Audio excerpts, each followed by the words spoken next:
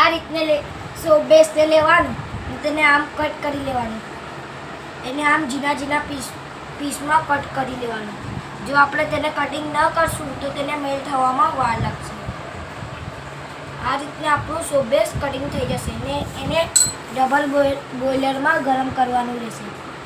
આ સોપ બેસ આપણું કટિંગ થઈ ગયું છે. આપણને એક એલોવેરા લેવાનું ને તેને કટિંગ કરી લેવાનું ને એની અંદરથી જેલ કાઢી લેવાનું. આવી રીતે આપણે એની અંદરથી જેલ કાઢીશું. એલોવેરા જેલ ને એક મોટી તપેલી લઈ પાણીને ગરમ થવા દેશું, બોઇલ થવા દેશું. આપણે એલોવેરા જેલ કાઢી રહ્યા છીએ. પકડો.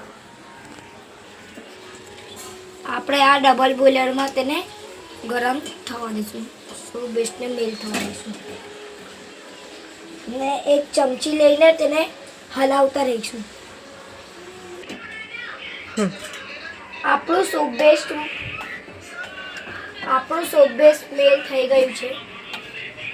આ રીતના સોપ બેસ મેલ થઈ જાય પછી તેની અંદર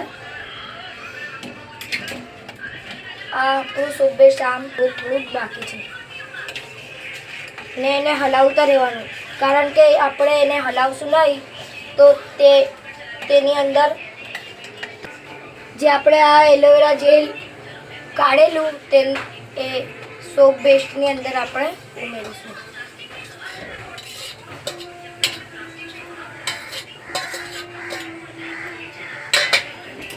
ને આપણે સોપ બેસને હલાવતા રહીશું.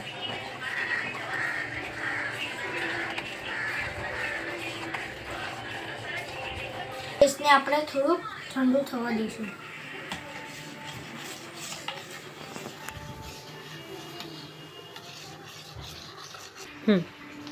હવે આપણા સોપ બેસને આપણે મોલ્ડમાં નાખીશું.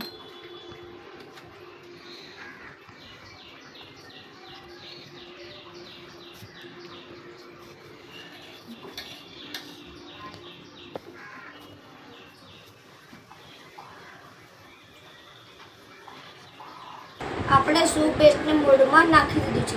હવે તેને 1 થી 2 કલાક સુધી સૂકવવા દેશું.